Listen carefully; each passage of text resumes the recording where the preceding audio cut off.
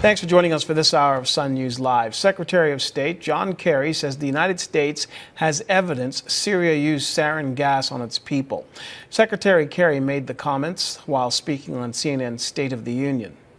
I can share with you today that blood and hair samples that have come to us through an appropriate chain of custody from East Damascus, from first responders, it has tested positive for signatures of sarin.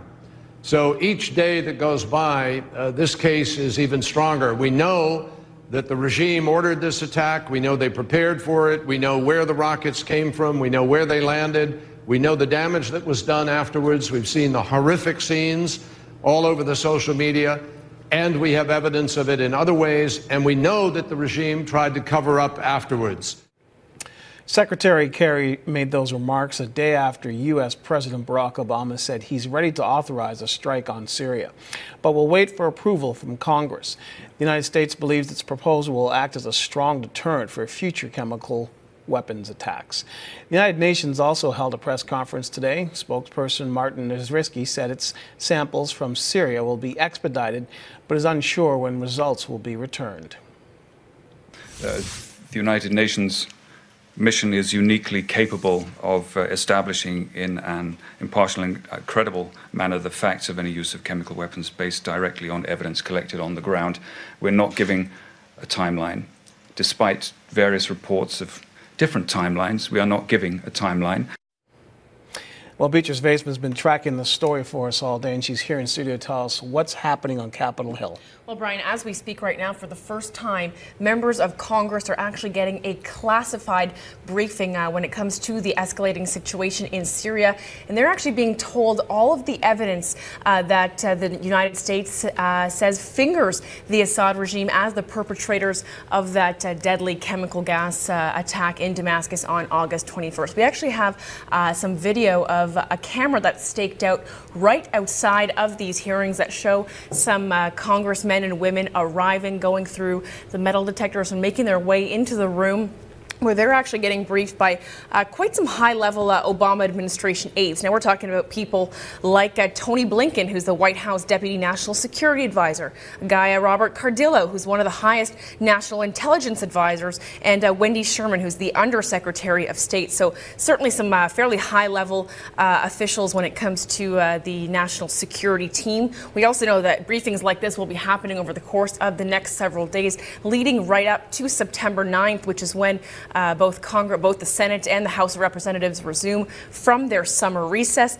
So this is certainly an education period here, Brian, for members of Congress to really get a good understanding of why the Obama administration thinks Assad and his regime conducted that chemical gas attack and why the Obama administration actually wants to conduct some military intervention. So we're also hearing from a lot of politicians today, both Democrats and Republicans, giving their reaction to Obama's draft legislation when it comes to his appeal to Congress to give authorization for military intervention. So let's start with Michigan Representative Mike Rogers, who's a Republican, who says it's just time to put party politics aside and get down to the matter of this. And here's what he had to say. I think at the end of the day, Congress will rise to the occasion. This is a national security issue. This isn't about, Barack Obama versus the Congress. This isn't about Republicans versus Democrats. This has a very important worldwide reach in this decision. Meanwhile, some of his fellow Republicans like Ted Cruz and Rand Paul saying that they're not convinced at this time that there is any kind of imminent danger to the United States of America. They don't think it's time to intervene rather in what they're calling someone else's war. However, several Democrats also coming to Obama's defense here, saying that the pictures of those children foaming at the mouth in Damascus are just too horrible to sit by and do nothing, Brian.